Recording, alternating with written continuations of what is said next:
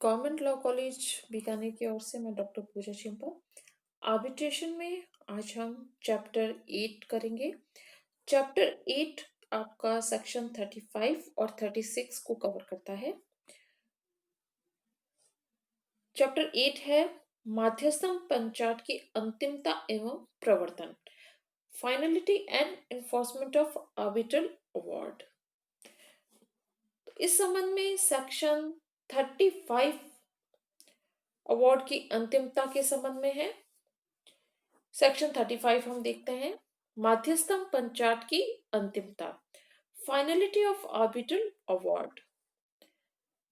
यह सेक्शन कहती है कि इस भाग के अधीन रहते हुए माध्यस्थम पंचाट अंतिम तथा क्रमशः पक्षकारों एवं उसके अधीन दावा करने वाले व्यक्तियों पर बाध्यकारी होगी। यहाँ देखने वाली बात यह है कि जो वर्ड्स यूज किए गए इस भाग के अधीन रहते हुए, यानी कि कुछ ऐसे प्रोविजंस किए गए हैं जिनके अधीन रहते हुए हम मानेंगे कि यह पंचाट अंतिम है, फाइनल है और पक्षकारों और उसके अधीन दावा करने वाले व्यक्तियों पर बाध्यकारी है। तो हम इस बात को थोड़ा समझते हैं कि किन चीजों के अधीन रहते हुए हम इसको फाइनल मानेंगे। तो दो तीन बातें हैं ऐसी, जिसमें एक तो हम कहेंगे कि जो सेक्शन 33 मैंने आपको पढ़ाया था त्रुटि को सुधारने के संबंध में, इंटरप्रिटेशन के संबंध में, या फिर कोई एडिशनल अवार्ड के लिए कोई आवेदन किया गया है, तो उस संबंध में कोई आवेदन आता है तो जो 30 दिनों के भीतर है उस आवेदन का अगर निस्तारण कर दिया गया है या उसको इनकार कर दिया गया है, तो उसके निस्तारण के बाद ही हम कहेंगे कि आर्बिट्रल अवार्ड अंतिम और बाध्यकारी है। इसलिए हम कहेंगे कि जब तक सेक्शन 33 का आवेदन का निस्तारण नहीं करते थे तब तक वह अवार्ड अंतिम और बाध्यकारी नहीं होगा। फिर एक पॉइंट और ये है कि सेक्शन 34 जो हमने अभी लास्ट वीडियो में ही देखा, चैप्टर 7 जो था, सेक्शन 34 में था कि अवार्ड को अपास्त करने, सेट असाइड करने का जो आवेदन किया गया है, अगर उस आवेदन को नामंजूर नहीं कर देते हैं तब तक अवार्ड को अंतिम नहीं मानेंगे। एक हम अब नेक्स्ट वीडियो में पढ़ेंगे सेक्शन 37 जो अपील के संबंध में है। अगर अपील का आवेदन कर दिया गया है और उस अपील को नामंजूर नहीं कर दिया जाता तब तक हम नहीं कहेंगे कि अवार्ड अंतिम है।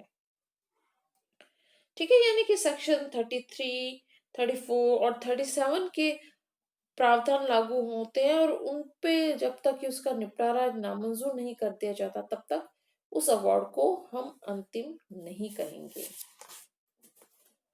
अब एक वर्ड देखते हैं इसमें कि अंतिम कब माना जाएगा, अंतिम क्या अर्थ होता है इसका और इसका किन भावों में हम इसे समझें। अंतिम का मतलब होता है कि अब जब ट्रिब्यूनल द्वारा कोई अवार्ड पारित कर दिया गया है, अवार्ड दे दिया गया है, तब हम उसे अंतिम उस सूरत में कहेंगे कि अब ये अवार्ड अंतिम है जब उस अवार्ड के बाद ट्रिब्यूनल अन्य कोई अवार्ड नहीं दे सकता और न ही कोई न्यायालय में उस संबंध में कोई वाद दायर किया जा सकता है, न ही कोई अपील होती है उसका, न कोई रिव्यू हो सकता है। तो हम कहेंगे कि यह अंतिमता लिए हुए होता है कि जो ट्रिब्यूनल है और अपना अवार्ड देता है ट्रिब्यूनल, वह विधि और तथ्यों के प्रश्नों पर अंतिम निर्णय देता है।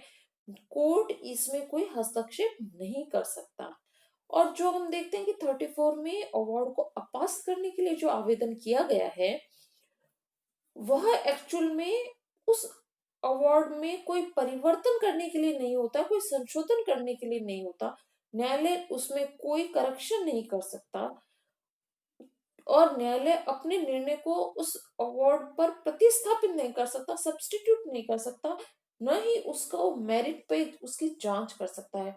वह सिर्फ अवार्ड को अपास कर सकता है, उसमें फेरबदल नहीं कर सकता। तो इस भाव में हम कहेंगे कि वह अवार्ड अंतिम होता है, यानी उस पर किसी तरह की अन्य कोई कार्यवाही नहीं की जा सकती, क्योंकि ट्रिब्यूनल ही उन विवादों को निपटाने के लिए अंतिम निर्णायक होता है। अब एक वर्ड आया है बाध्यकारी। बाध्यकारी ये किन किन पे होगा? बाध्यकारी होगा उसके पक्षकारों पर और उसके अधीन दावा करने वाले व्यक्तियों पर।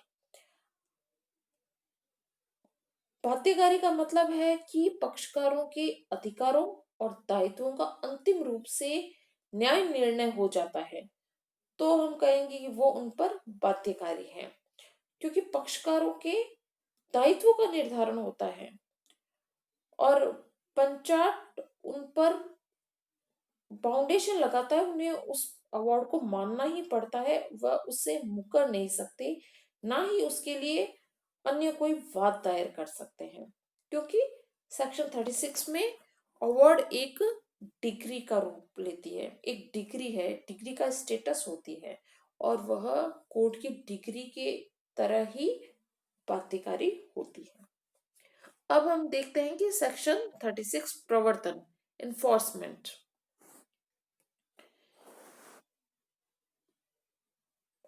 अगर अवार्ड को अपास करने के लिए, सेट असाइड करने की जो लिमिटेशन थी वह क्रॉस हो गई है, या फिर सेट असाइड करने का जो आवेदन दिया गया है वो नामंजूर हो जाता है, तो सीपीसी के अनुसार उस अवार्ड को एनफोर्समेंट करवाया जा सकता है, उसी तरह जैसे कि न्यायालय की किसी डिग्री का करवाया जाता हो। अब हम देखते हैं कि इन्फोर्समेंट का क्या मतलब होता है। इन्फोर्समेंट यानी कि अवार्ड को लागू करवाना, पक्षकारों पर दायित्व आरोपित करना कि वह अपने दायित्व को पूरा करें। तो मैनर क्या होगा इन्फोर्समेंट का? जैसे कि वह डिग्री है, क्योंकि डिग्री का ही स्टेटस होता है उसका। और कौन सा लॉ लागू होगा? सीपीसी। सीपीसी 1908 में ऑर्डर 21 जो डिग्री के निष्पादन का होता है, वही पंचाट के एनफोर्समेंट पर लागू होगा।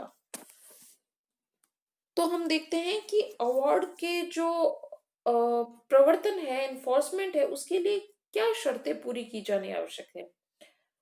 ये सब सार रूप में अब मैं आपको फिर से एक बार बता देती हूँ कि जो 34 में अवार्ड को अपास करने के लिए जो समयावधि है, या तो वह समाप्त हो जाती है, या अपास करने के लिए आवेदन किया गया वो नामंजूर कर दिया गया है। और एडिशनल में शर्तें ये हैं कि प्रवर्तन के लिए, अवार्ड के प्रवर्तन के लिए सेक्शन 36 में न्यायालय में आवेदन कर दिया गया है और लिमिटेशन एक्ट के तहत वो मियाद के अधीन है, मतलब उसका लिमिटेशन क्रॉस नहीं हुआ है प्रवर्तन का। और आवेदन आधिकारिकता प्राप्त न्यायालय में किया गया है और अवार्ड को न्यायालय में फाइल करवा दिया गया है। तो ये कुछ शर्तें हैं जो अवार्ड के प्रवर्तन के लिए आवश्यक है। Thank you so much.